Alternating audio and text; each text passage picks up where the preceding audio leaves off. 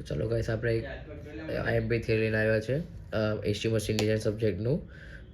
Different between power transformer અને distribution transformer. આ એકમાત્ર થિયરી છે કે જે બહુ બધી જગ્યાએ કામ લાગી શકે છે. એવું નથી કે ખાલી એક્ઝામ પોઈન્ટ ઓફ વ્યૂ છે, તમને નોલેજ લેવા માટે પણ કામ લાગી શકે છે. તો ચલો ચાલુ કરીએ આપણે. ડિસ્ટ્રીબ્યુશન ટ્રાન્સફોર્મર તમે જોયું હશે, તમારા આગળ ઘરની આગળ જે ટ્રાન્સફોર્મર લાગેલા છે એ ડિસ્ટ્રીબ્યુશન હોય છે, જે પાવર ડિસ્ટ્રીબ્યુટ કરતું હોય છે. તો એ 24 કલાક રનિંગ કન્ડિશનમાં છે. તેમાં લખ્યું છે all time running 24 hours running. 24 કલાક ચાલે છે. All time running 24 hours of the day. અને operating time load period and disconnecting during a light load. આ અમુક જ વાર જ્યારે લોડની ડિમાન્ડ વધારે હોય છે અને એ ટાઈમ પીરિયડ પ્રમાણે છે કે પીક લોડ હોય છે ત્યારે એ પાવર ટ્રાન્સફોર્મર ચાલુ કરવામાં આવે છે. બાકી તો એ બંધ જ હોય છે. ડિસ્કનેક્ટિંગ ડ્યુરિંગ અ લાઇટ લોડ, જે લાઇટ લોડ હોય છે ત્યારે એ બંધ હોય છે. પાવર ટ્રાન્સફોર્મર બંધ હોય છે અને ડિસ્ટ્રીબ્યુશન ટ્રાન્સફોર્મર 24 કલાક ચાલુ હોય છે.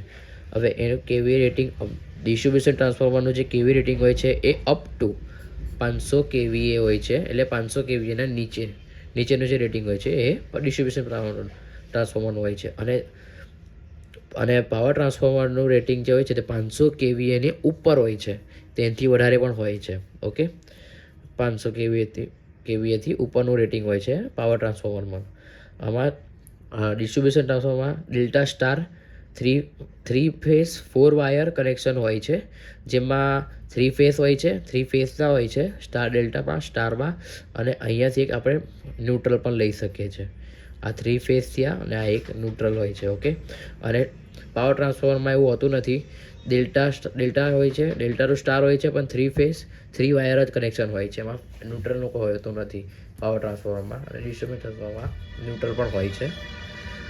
અને અહીંયા flux density up two 1.5 tesla હોય છે. ડિસ્ટ્રીબ્યુશન ટ્રાન્સફોર્મરની ફ્લક્સ ડેન્સિટી 1.5 ટેસ્લા હોય છે. અને અહીંયા અપ ટુ 1.71 ટેસ્લા હોય છે એની પાવર ટ્રાન્સફોર્મરની density, flux density. Current density up to 2.6 ampere per mm square. અને અહીંયા up to 3.3 ampere per mm square એની કરંટ ડેન્સિટી છે. અને ડિસ્ટ્રીબ્યુશન ટ્રાન્સફોર્મરનો ratio of iron loss to copper loss is, જે આયરન લોસ અને copper લોસનો જે રેશિયો છે એ 1.3 એપ્રોક્સ હોય છે.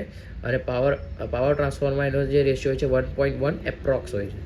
અને રેગ્યુલેશન ડિસ્ટ્રીબ્યુશન ટ્રાન્સફોર્મરમાં જે રેગ્યુલેશન હોય છે 4 to 9% વોલ્ટેજ, 4 થી 9% વોલ્ટેજ રેગ્યુલેશન થાય છે. અને પાવર ટ્રાન્સફોર્મરમાં એનું જે રેગ્યુલેશનનો રેશિયો હોય છે તે 6 થી 10% જેટલો હોય છે.